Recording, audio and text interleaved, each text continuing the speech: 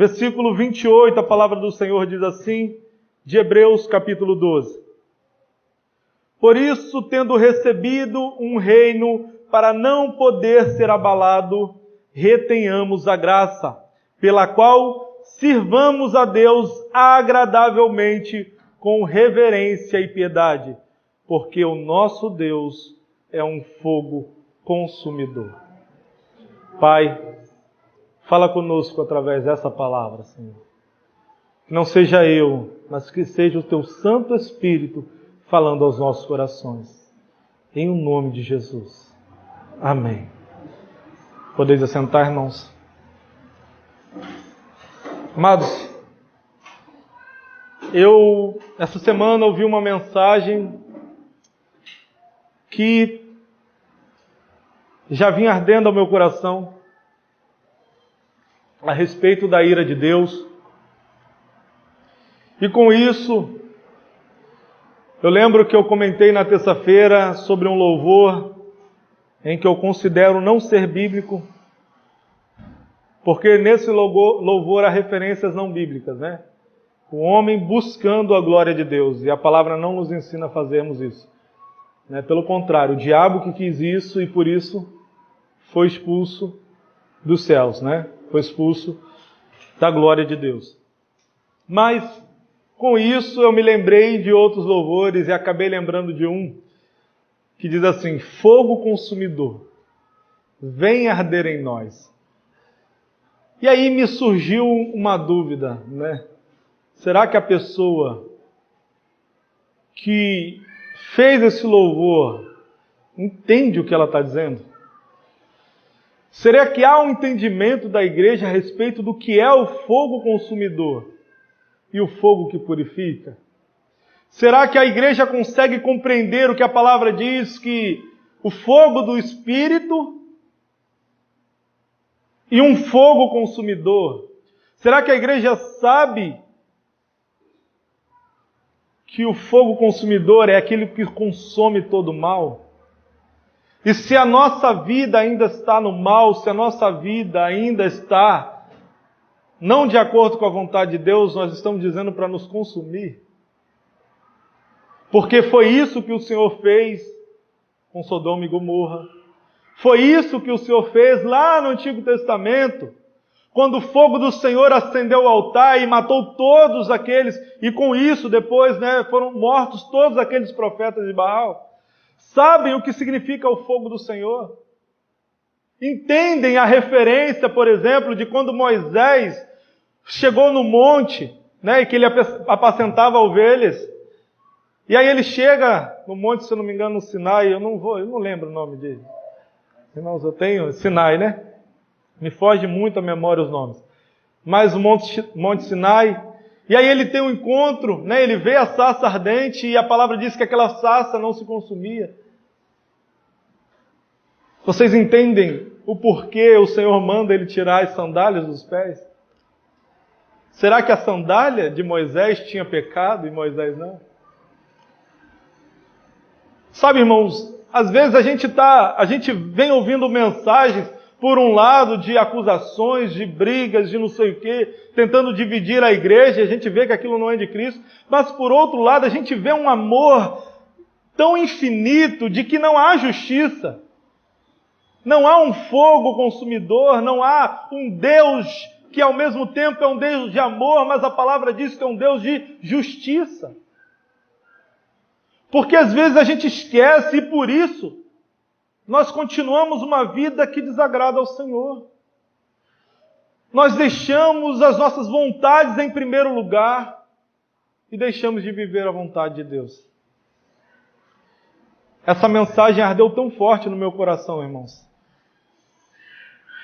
que eu tomei a decisão novamente de não desistir e voltar a ter culto no lar todos os dias na minha casa. Todos os dias. Porque a verdade é que um crente deveria ter um culto no lar todos os dias. Mas eu não faço como eu deveria. Eu não dou o exemplo como deveria. Porque hoje se prega um evangelho, irmãos, tão deturpado da palavra. E quando você vai conversar e as pessoas, você fala sobre o pecado e é dito assim, a Bíblia diz para não julgar. Isso me dá uma tristeza tão grande que a primeira pessoa que fala isso não entende o que a palavra diz. Você sabia que a Bíblia nos orienta a julgar? Você sabia disso? Não julgueis segundo a aparência, mas julgai segundo a reta justiça. Você sabia que o texto em que diz para não julgarmos o nosso irmão está falando de não machucarmos, não ferirmos? Mas quando a palavra fala de profecia, ela fala de exortar.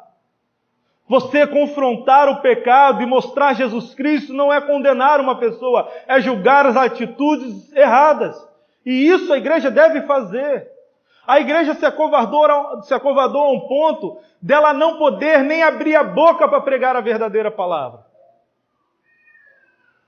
Essa semana repercutiu, todos nós devemos saber, né? Eu não sei o nome dele todo, eu acho que é Maurício de Azevedo, né? O atleta lá de Minas, que foi contrário a uma postagem de uma nova tira, né? De um Superman LGBT, né? E aí ele postou ao contrário disso, o Superman namorando a Mulher Maravilha. E por isso foi cancelado na internet. A Rede Globo, vários outros canais de notícia, disseram que ele era homofóbico, que ele era isso, ele era aquilo outro. Já chegou, irmãos. Alguns estão esperando o momento em que seremos perseguidos. Aqueles que pregam o verdadeiro evangelho, aqueles que falam do verdadeiro Cristo, já estão sendo perseguidos. Aqueles que não falam são aqueles que são acovardados. E por isso a palavra diz que os covardes não entrarão no reino dos céus. Aqueles que temem mais o mundo do que a Deus. Aqueles que não conhecem o Deus a quem dizem que servem. Porque a verdade é, irmãos, se não estivermos em Cristo, e estar em Cristo é ser fiel a Ele, aos seus ensinamentos, à tua palavra. Não é apenas acreditar que Ele existe. Não é isso. Porque aqueles que apostataram da fé também acreditavam, viram que Jesus Cristo existia, mas não confiaram nele como o único e suficiente Salvador, a ponto de entregarem a sua vida por amor a Ele. Não confiaram nisso. Não confiaram na palavra que dizia que eles seriam ressuscitados juntamente com Cristo. Não confiaram. Viveram uma vida apenas no hoje, no aqui e agora, nessa vida terrena. Não viveram uma vida que condizia com a palavra do Senhor. E a mesma coisa está em Hebreus capítulo 12. A referência do escritor aos Hebreus é sobre quando Moisés conduzia o povo no deserto. E ele vai falar sobre diversas coisas que aconteciam com Moisés, e aí, sobre isso, ele vai falar a respeito da santidade, da santificação. Ele vai falar sobre Moisés, o temor que Moisés tinha de Deus, teve de Deus quando viu toda a sua glória. Ele vai falar sobre aquele povo que continuou pecando. Ele vai falar sobre aqueles que estão abomináveis diante de Deus, que não são apenas aqueles que praticam relações ilícitas, mas são aqueles que não condizem com a vontade de Deus, que vivem uma vida segundo a sua carne, seja ela qual for a sua vontade. Aquele que vive matando a vontade da carne, deixando o espírito de lado. Nós aprendemos aqui em 1 Tessalonicenses, capítulo 5, no estudo de hoje, diversos ensinamentos. Não extingueis o espírito. Não foi um deles? Apagar o espírito que há em nós, Espírito de Deus. Viver segundo a reta vontade de Deus é um desejo do Senhor. E a verdade é que nós não fomos destinados para a ira. Mas aqueles que não fazem a vontade de Deus estão debaixo da ira de Deus. Então a mensagem que o Senhor colocou ao meu coração é que mesmo você sendo pastor, fuja da ira de Deus. Não queira estar debaixo da mão desse Deus irado. A palavra diz: horrenda coisa está debaixo das mãos do Deus irado. Irmãos, nós vamos analisar aqui alguns versículos. E um deles me chamou muita atenção, que foi a respeito de Moisés. Mas nós vamos estudar daqui a pouco isso.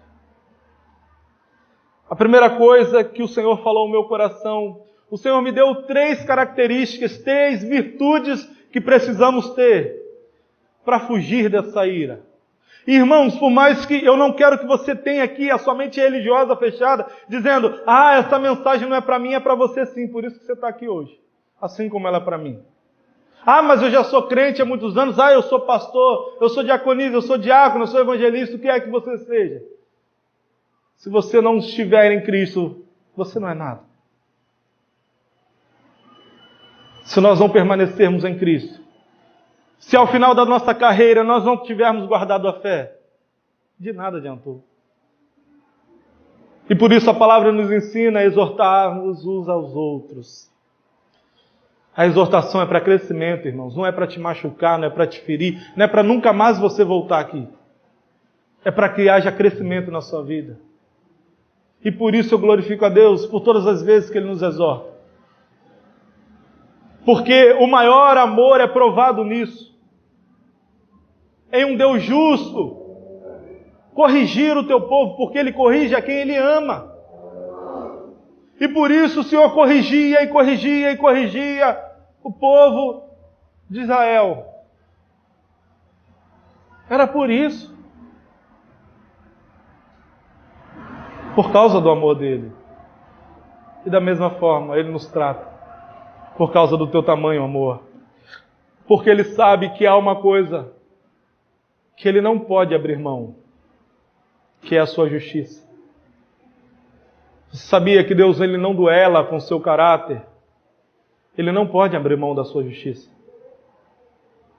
Porque se Ele fizesse isso, Ele seria injusto com todos aqueles que morreram, confiando que Ele faria justiça. Deus Ele não duela com o seu caráter. A sua palavra ela permanece para sempre. Então a ira de Deus ela precisa ser derramada. Assim como no Getsêmani, a ira de Deus foi derramada em Cristo. Precisa do juízo final. E após o juízo final, a sua ira derramada sobre aqueles que não estão em Cristo. É necessário que isso aconteça, irmãos. E por isso Ele nos alerta diversas e diversas vezes. Fujam da ira de Deus. Não estejam debaixo desse Deus irado. No versículo 21 de Atos capítulo 12, a palavra diz assim: e tão terrível era a visão que Moisés disse: estou todo assombrado e tremendo. Eu quero levar a vocês, só um minuto, ao entendimento do que está acontecendo. Moisés vê a glória de Deus. Ele vê o poder de Deus. Então, ele desfere essa palavra, essa frase: estou todo assombrado e tremendo. Irmãos, Moisés não... Perdão, irmãos. Versículo 16. Versículo 21 é o segundo ponto. Por isso que eu estou achando estranho. A primeira coisa é... Perdão, tá, irmãos? A minha Bíblia estava em cima. A primeira coisa é: abandonem o pecado. Abandonem o pecado. Amados, o que entristece a Deus é Ele ter enviado o seu Filho para que vivesse uma nova vida, para que Ele nos desse uma oportunidade de vivermos uma nova vida em Cristo. E você vem e despreza isso. No versículo 16, a palavra diz assim: ninguém seja fornicador ou profano como Esaú, que por uma refeição vendeu o seu direito de primogenitura. A gente lembra do texto, né? Ele vendeu para Jacó a sua primogenitura, A promessa de Deus Ele vendeu por um prato de comida. Trazendo para os dias de hoje. Quantas e quantas pessoas têm vendido a sua eternidade ao diabo por um prato de lentilha, por um pecado, um momento de prazer, por um momento de agradar a sua carne, saciar a sua vontade. Tem vendido a promessa de Deus que é a eternidade por um gole de cerveja, por um trago de cigarro, por um momento de prazer com uma mulher que não seja sua esposa, por um momento de prazer com a pornografia, por um momento de prazer com qualquer outra atividade pecaminosa, atitude pecaminosa que possa haver na sua vida, por um momento de fofoca, um momento de denegrir a imagem de alguém, por um momento de mentir. Quantas e quantas pessoas continuam praticando o pecado ao invés de voltar a Cristo? A palavra diz que por se multiplicar a iniquidade, o amor de muitos se esfriaria. Está falando do amor a Deus. O amor à vontade de Deus. O aumento da iniquidade é o aumento da prática de pecado. E o pior, irmãos, que isso não é lá no mundo só não. É dentro da igreja. Quantas pessoas, assim como eu, já fui assim. Eu não consigo, eu vou pecar de novo. E depois, Deus tem que me perdoar, Ele vai me perdoar. Mas e o nosso coração com Ele? Está limpo? De dizer não ao pecado? Foi dito aqui no estudo que a palavra nos ensina a fugir da aparência do mal. Ou será que nós temos brincado com o abismo?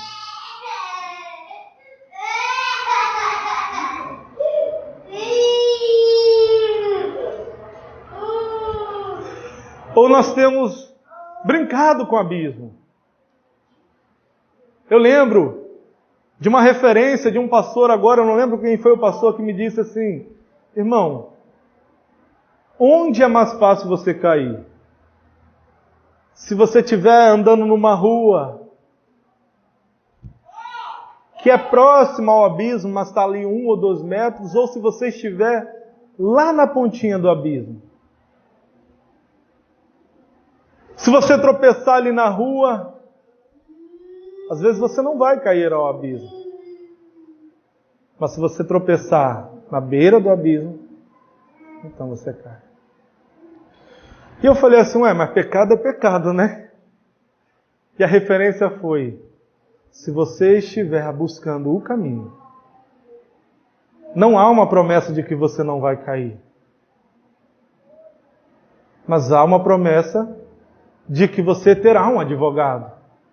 Agora, se você estiver brincando com o pecado, andando à beira do caminho, a sua queda te levará à morte. Porque um abismo puxa outro abismo. Nós já conhecemos isso. E eu falei assim, verdade. Uma coisa é, se eu estou em Cristo, eu busco o Senhor todos os dias, eu estou me esforçando em Cristo, estou ali meditando a palavra, orando, fugindo da aparência do mal. Senhor, eu não quero isso para a minha vida, isso me parece mal, então eu saio daqui, eu vou para outro lugar, mas eu não permaneço no mesmo lugar. Estou fugindo do pecado e me aproximando cada dia mais de Deus. Eu posso cair. Mas se eu cair, eu tenho um advogado. Agora, se eu não estiver fazendo nada disso, estou levando a vida como eu quero, eu já estou à beira do abismo. Que um sopro me faz cair a um lugar onde eu não consigo mais me levantar. Onde uma corda não vai ser o suficiente para me buscar. Porque a verdade é, aqueles que apostataram da fé, primeiro, negaram a Jesus. Primeiro, não quiseram Jesus, negaram a Jesus. Andaram e levaram a vida da maneira com que eles quisessem. E assim como aconteceu nos tempos de Moisés, o Senhor vem e livra um povo do Egito. e faz aquele povo caminhar, marchar. E aquele povo continua fazendo as suas vontades e não a de Deus. O que aconteceu com aquele povo? Ficou no deserto. E os únicos que continuaram olhando para o alvo, que é Cristo, fazendo a vontade de Deus, sendo obedientes ao Senhor, que foram Josué e Caleb, entraram na terra prometida. Amados, é uma caminhada. É uma caminhada. E a caminhada, se não for em Cristo, não tem o lugar certo para chegarmos. Não há um alvo, é como se pegássemos um caminho que não vai levar a lugar algum. Só vamos ficar dando voltas e mais voltas, e não chegamos a lugar algum. Então a palavra nos ensina no texto de Hebreus capítulo 12, que a primeira coisa é: fujam da aparência do mal, fujam do pecado. Se você não quer estar debaixo do juízo de Deus, não faça suas vontades. Busque conhecer a vontade de Deus, faça a vontade dEle. Porque você pode até orar, seja feita a sua vontade, aqui na terra como no céu, mas todas as vezes que você precisa tomar uma atitude, é a sua vontade que prevalece, não a dele. É a sua vontade, não a dele. Olha para as atitudes que tomamos essa semana. Vê se antes de tomarmos qualquer atitude, buscamos a Deus a orientação. Ou se fizemos aquilo que nós queríamos, que o nosso coração pedia. A palavra já diz que o nosso coração nos conduz a caminhos que são enganosos. Há caminhos que para nós parecem direitos, mas não são. Só Deus sabe disso. E foi bem falado pela irmã sobre adivinhações, né? Seria muito fácil se nós soubéssemos o futuro. Para nós é muito fácil crer que Jó poderia permanecer firme, porque nós conhecemos o outro lado, que era Deus que estava permitindo o diabo provar Jó. Agora, se nós estivéssemos lá no lugar dele, sem sabermos que aquilo era o Senhor fazendo sobre a vida dele, será que nós iríamos permanecer? Será que nós diríamos como Jó? Deus me deu e Ele tomou. Bendito seja o nome dEle. Porque eu já ouvi que eu precisava de uma oração de sal grosso. Porque uma hora minha vida está bem financeiramente, outra hora não. Isso não pode. Precisa de uma oração mais forte. Quem disse isso? Quem disse isso? Sou melhor que Paulo, que disse que sabe viver na riqueza e na pobreza? Quando a vida de alguém está dando super certo, só dá certo, tem algo errado. Não é perseguido, não é confrontado, não é nem provado por Deus. Como assim? Não é nem provado por Deus, porque Jó serviu de exemplo. Jó foi o homem que Deus disse assim: olha lá, ó, meu servo. Foi Deus quem disse ao diabo: olha lá, meu servo lá, ó. Aquele lá é fiel. E aí por isso foi permitido o diabo tocar sobre tudo que ele tinha. Porque a fidelidade de Jó não estava condicionada. Agora, se a nossa vida só vai bem, só prosperidade, só bênção, nós não servimos nem de modelo para Deus dizer: vai lá, toca nele para ver, toca lá nos bens dele para ver se ele vai me negar. É porque Deus não tem nem a audácia de fazer isso, porque sabe que na primeira oportunidade muitos negam a Cristo. É só mexer no bolso. Vamos dizer: cadê meu Deus? Onde está Deus? Tocou na enfermidade? Ah, está enfermo, Deus não está nisso não. Quantos e quantos oraram para não ter essa enfermidade que estava no mundo inteiro? E aí alguns pegaram e disseram assim: aquele não estava em Cristo não. Aquele lá, ó, sei não, eu não peguei. Então quer dizer que a minha vida está bem. Quem disse isso? Onde você viu isso? Você vai ver a orientação de Paulo. Para que Barnabé, né? Tomasse vinho, não é isso? Por causa da úlcera, né? Barnabé? Timóteo. Perdão. Timóteo, foi bem lembrado. Por causa da úlcera, ou seja, doente. Enfermidade. E aí? E aí?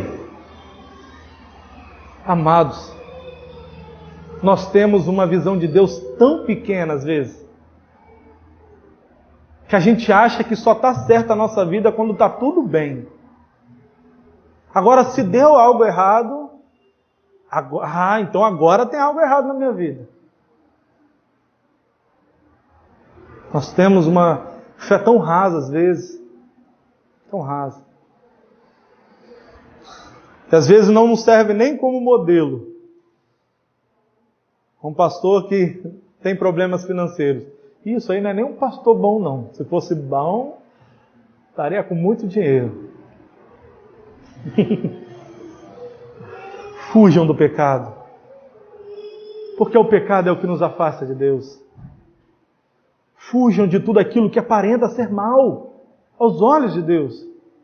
A arrogância, o orgulho. Porque, irmãos, durante um tempo, o que aconteceu na minha vida? Quando eu me converti verdadeiramente ao Senhor, eu comecei a buscar, comecei ali a ter uma transformação de Deus na minha vida maravilhosa, e comecei a pregar, e vir a se converterem, comecei a ver o mover de Deus na minha vida, e começou a me subir um certo orgulho, dizendo, agora eu sou o cara. Olha, eu sou aquele que busca isso, aquilo. Fulano não acontece, é porque ele não está buscando como eu busco. Aí o que aconteceu? Queda. Orgulho, soberba. Às vezes eu me sentava para ouvir uma mensagem, e pelo conhecimento da palavra que graças a Deus o Senhor tem me dado a cada dia mais, falo assim, essa pessoa sabe menos que eu. Poxa vida, queria vir uma preparação melhor. Quantas vezes nós já fizemos isso? Quantas vezes? Orgulho, soberba, que não te levam a lugar algum. E isso eu digo, irmãos, porque aconteceu comigo. E eu tive que ser moldado por Deus. As palavras que mais falaram ao meu coração não foram palavras de pastores, foram palavras de irmãos, que não são pastores, não pastoreiam uma igreja, não teriam obrigação de doutrinar, corrigir uma igreja, mas fizeram isso. E eu glorifico a Deus por isso. Porque o Senhor nos mostra. E assim como a palavra do Senhor diz, porque aquelas pessoas... Eu vou trazer o contexto em que o Senhor diz assim, o menor no reino de Deus é maior do que João Batista. E alguns vão encher o peito e dizer, então eu sou maior que João Batista. Sou menor no reino de Deus, né? Mas é porque aqueles homens consideravam João Batista um profeta. E muitos consideravam ele um grande profeta. Né? E se tornou um mártir quando foi morto. Por isso o Senhor ainda testa eles. E as obras de quem? De João Batista. Vocês acham que são de Deus ou não? E os homens ficaram quietos, dizendo, não sei. Porque se dissessem que eram de Deus, os fariseus iriam estar assumindo o que o povo já sabia, que João Batista era um profeta de Deus. E dissessem que não, eles seriam até mortos pelo povo, porque considerava João Batista um grande profeta. E por isso há a referência de que o menor no reino de Deus é maior que João Batista. Porque na época deles era considerado um grande homem, um grande profeta. Mostrando que o reino de Deus é feito de pessoas humildes. O menor, aquele que é o mais ínfame, não sei se essa palavra vai se enquadrar, mas aquele que é o mais simples, essa palavra se enquadra melhor. O mais simples no reino de Deus é o maior do que um profeta que você considera. É isso que ele está dizendo. O menor no reino de Deus, aquele mais humilde, é maior do que qualquer profeta que você acha que é o melhor. O menor no reino de Deus é muito maior do que, vamos dizer assim, o pastor Alan, a quem muitos têm como um grande homem de Deus. Se fosse nos dias de hoje em que nós acreditamos. Porque o reino de Deus vem com humildade. E um dos grandes pecados que nos fazem nos afastar de Deus é isso. Soberba. Porque às vezes a gente acha que não tem pecado. A gente não bebe, não fuma, não pratica atos ilícitos, né, relações sexuais antes do casamento, ou então fora do casamento, e a gente não somos, né, não cometemos atos entre as pessoas do mesmo sexo, e acha que a gente é melhor que alguém. Mas a palavra diz que todos pecaram e destituídos foram da glória de Deus. Então até aquele que fez uma mentirinha. Semana eu vi de uma pessoa, disse assim, pastor, eu tive que falar uma mentirinha, porque senão eu ia perder um bem. Eu disse, minha irmã, espero que a irmã tenha se arrependido. Porque se Jesus voltar hoje, você trocou a eternidade por um bem. Ou não. Ou não. Porque quem é o pai da mentira?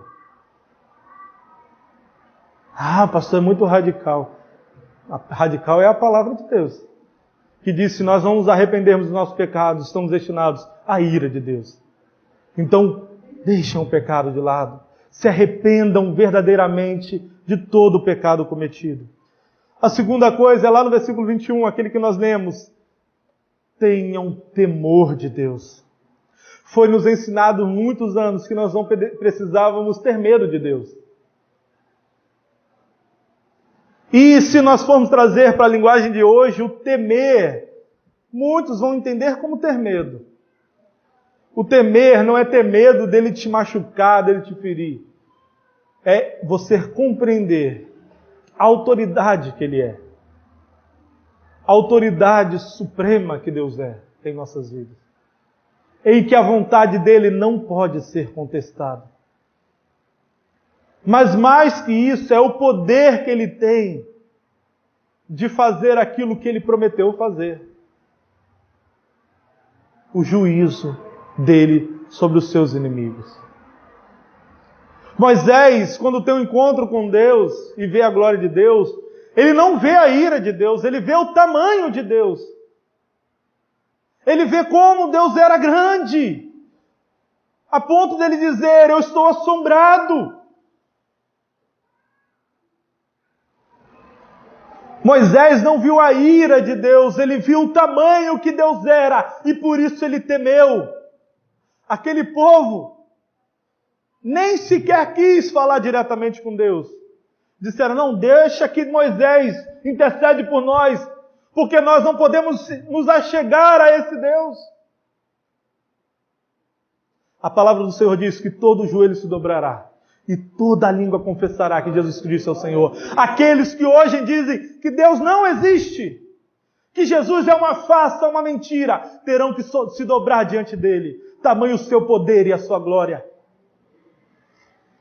Temam a esse Deus, porque além de ser um Deus de amor, é um Deus de justiça. Todas as vezes que você for cometer um pecado, se lembre do tamanho do Deus vivo. E de que esse Deus se despiu de toda a sua glória para salvar a mim e a você. Temam a ira desse Deus sobre a sua vida. A igreja de hoje precisa acordar que Deus é um amor, Deus é um Deus de amor, mas é um Deus de justiça. Ele é justo. Não vem achando que isso é tentando intimidar o pastor, tenta intimidar as pessoas a ter medo de Deus. A palavra do Senhor nos fala do começo ao fim. Fujam da ira de Deus. Não permaneçam debaixo da ira dele. Há uma oportunidade para mim e para você todos os dias de nos arrependermos de nossos pecados e vivermos uma vida em Cristo. Agora, se permanecermos, irmãos, esse Deus, essa glória que assombrou Moisés, será convertida num juízo e uma ira tremenda. Irmãos, eu creio que todos nós, ninguém aqui gosta do diabo, né? Ou gosta? Não, né? Deus tem ira sobre o diabo.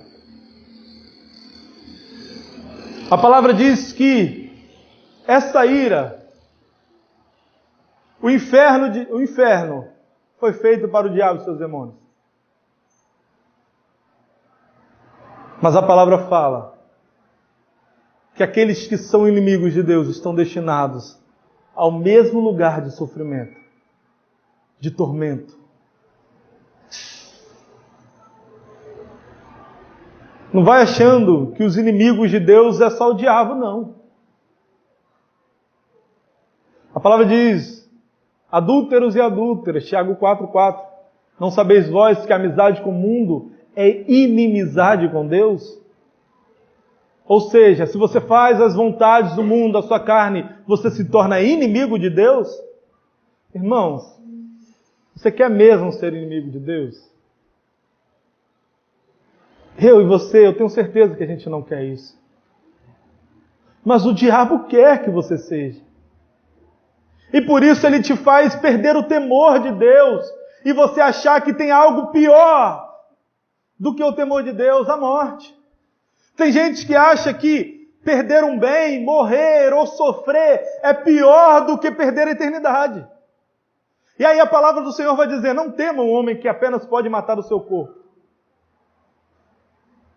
Para muitos não há nada pior que isso. Porque pense na pior maneira que você poderia morrer. Eu imagino fogo, água. Porque, irmãos, morrer queimado. Só nos filmes a gente já consegue ter uma noção, né? Morrer na água, sem ar, sem, né? Quem já teve falta de ar sabe como é terrível morrer sem isso. Asfixiado, né? E há maneiras piores ainda que o mundo tem vivido aí. Sofrimento atrás de sofrimento até morrer. Que homens têm feito uns com os outros. Só que o Senhor disse que há algo pior que isso. Pior do que ser torturado até a morte. Porque a igreja primitiva foi o que aconteceu com eles. Foram torturados até a morte. E o Senhor está dizendo para eles, isso é muito pouco comparado ao pior. Há algo pior do que ser torturado até a morte. Há algo pior. É cair nas mãos de um Deus irado. Então, para mim, não há lógica em alguém não querer servir a Deus. Porque o maior medo que o homem pode ter é a morte. Se existe algo pior do que isso, que só Jesus Cristo pode nos libertar, nos livrar, não tem lugar para ir. Para onde iremos? Se só Jesus tem a palavra de vida eterna. Então temam ao Senhor Jesus. Por mais que muitos dizem, não, Deus é só um Deus de amor, é mentira, é enganação. Porque Deus é sim um Deus de amor. Mas o seu amor se prova na sua justiça. Qual seria o amor de Deus com os crentes primitivos que morreram por amor a Ele, dizendo que a partir de hoje ninguém precisaria mais negar nada para viver eternamente? Ninguém precisaria renunciar a nada, porque eles renunciaram. Qual seria o amor de Deus para com eles? Que justiça seria essa? Temam ao Senhor Jesus. Temam a esse Deus maravilhoso que nos ama e por isso nos livra da sua ira. E o finalzinho, versículo 22, é o último ponto. Versículo 22 ao 24. Mas achegastes ao monte Sião e à cidade do Deus vivo, à Jerusalém celestial e aos muitos milhares de anjos, a universal assembleia e igreja dos primogênitos, que são escritos nos céus, e a Deus, o juiz de todos, e aos espíritos dos justos aperfeiçoados, e a Jesus, o mediador de uma nova aliança, e ao sangue da aspersão, que fala melhor do que o de Abel. Se acheguem a Jesus, se acheguem à nova aliança. Irmãos, a palavra do Senhor diz que nenhuma condenação há para os que estão em Cristo Jesus, aos que são chamados segundo o seu propósito. Então, a palavra nos ensina a fugir do pecado, temer a Deus e a cada dia que passa nos aproximarmos de Cristo. A cada dia que passa nos achegarmos mais a Deus por meio de Cristo. O único mediador entre Deus e os homens. Aquele que era, que é e que há de vir. O Todo-Poderoso, a quem Deus deu toda a honra e toda a glória para todo sempre. Se achegue ao Senhor Jesus Cristo. Se você diz assim, pastor, Senhor, não diga para mim não, Senhor, eu não consigo abandonar o pecado. Eu não consigo compreender o teu amor, a tua graça. Eu não consigo compreender o tamanho desse juízo. Se achegue a Jesus. Se achegue a Jesus. Ele pode guardar o teu coração na tua palavra. E nunca mais você pecar por essas coisas. A palavra diz que, para nós encerrarmos, que sem santificação, ninguém verá Deus. Nós aprendemos que existe um processo em nossas vidas. Existe um processo para que nós tenhamos uma vida blindada por Ele, lavada e remida pelo Teu sangue. Existe um processo que se chama santificação. E por isso, nós precisamos ser libertos por Ele. O Senhor nos ensina, irmãos, a vivermos uma nova vida. No versículo 14 de Hebreus 12, a palavra do Senhor diz: segui a paz com todos e a santificação, sem a qual ninguém verá Deus. No próprio texto que nós estamos lendo aqui, o Senhor fala que nós precisamos seguir a paz com todos. Mas não é só a paz. A santificação, sem a qual ninguém verá Deus. Não dá para nos apoiarmos nas nossas fraquezas e dizer eu não consigo. Não dá para nos apoiarmos em nossas fraquezas e dizer não dá. Porque se a palavra do Senhor diz, onde o Espírito de Deus está, nós somos livres. Não há nada que nos aprisione mais. Se o Senhor está em nós, nós somos livres. Fomos libertos pelo Senhor das amarras do diabo, do pecado. Éramos escravos do diabo, entregamos o nosso governo nas mãos dele. Mas ao recebermos Cristo em nossos corações, fomos livres. Não há nada mais que nos aprisione ao nosso passado, ao nosso eu, ao nosso orgulho, ao velho homem. Somos livres. E alguém que é livre sempre será grato a quem o libertou. É por Jesus, irmãos, que nós somos livres. Lave as suas vestes, limpe-as com o sangue do Senhor Jesus, porque é o único sangue que pode te limpar de todo pecado. É Ele. Ele é quem o Senhor Deus ofereceu em sacrifício vivo, o Cordeiro Imaculado. Foi o Senhor Jesus Cristo que nos limpou e nos purificou. E aí vamos lá abrir no texto em que nós lemos na nossa aula, 1 Tessalonicenses capítulo 5.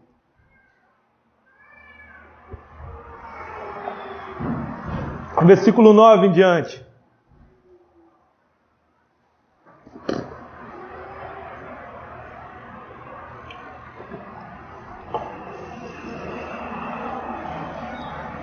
Porque Deus não nos destinou para a ira, mas para a aquisição da salvação por nosso Senhor Jesus Cristo, que morreu por nós para que quer vigiemos, quer durmamos, quer vivamos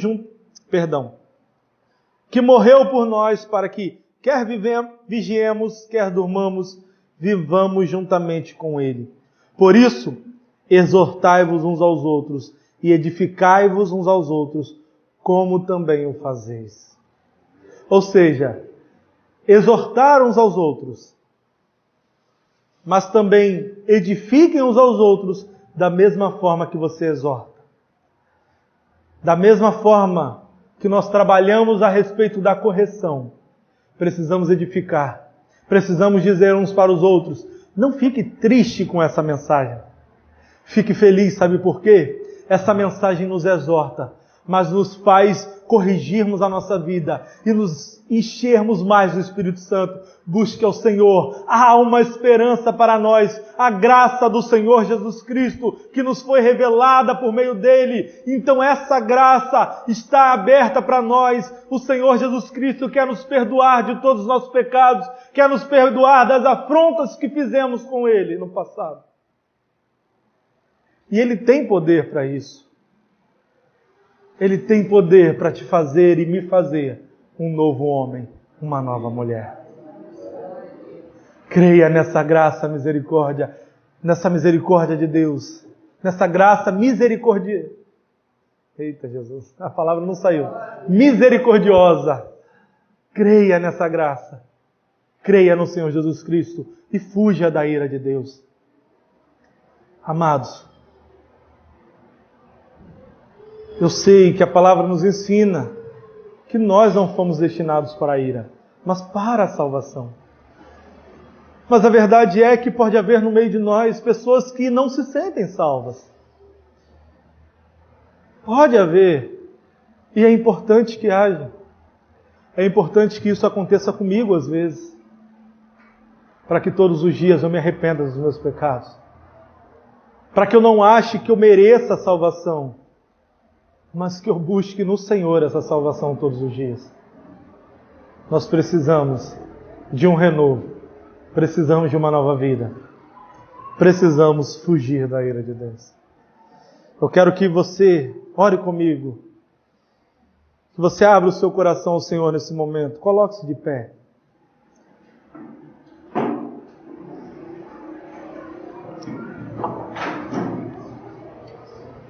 Louvado seja o nome do Senhor. Ore juntamente comigo. Peça perdão ao Senhor nesse momento pelos seus pecados.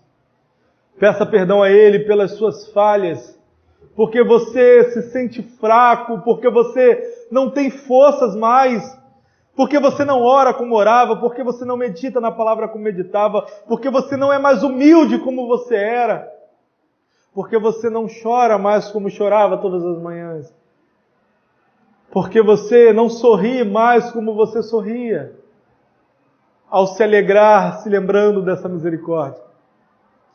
Porque a verdade é que às vezes a esperança já não é mais aquilo que nós imaginávamos.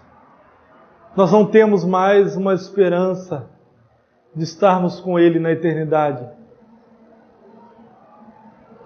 Ore ao Senhor nesse momento. Peça a Ele para que venha com o seu bálsamo, para que Ele tire de você e leve esse fardo pesado e te traga um fardo leve. Que você se lembre que onde abundou um pecado, superabundou a graça.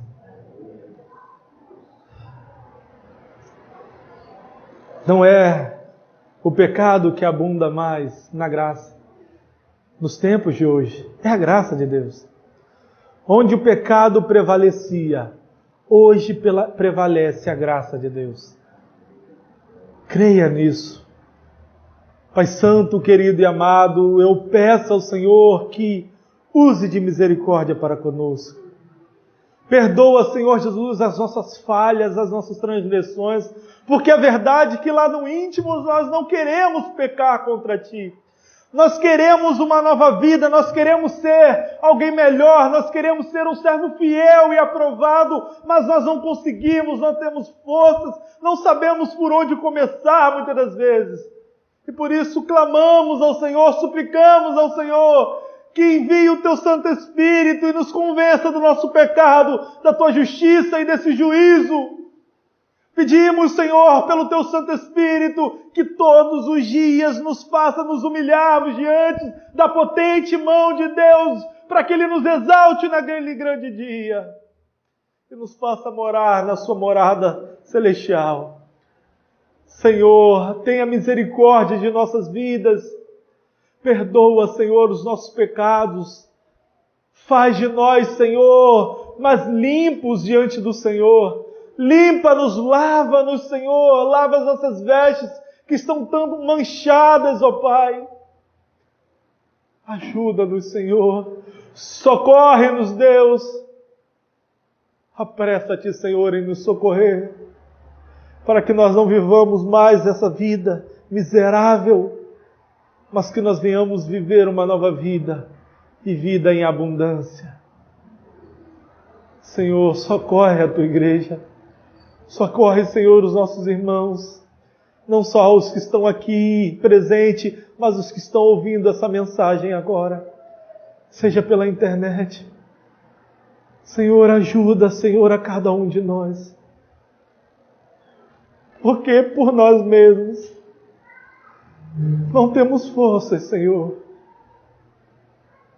mas a Tua graça nos basta. E o Teu poder se aperfeiçoa em nossas fraquezas.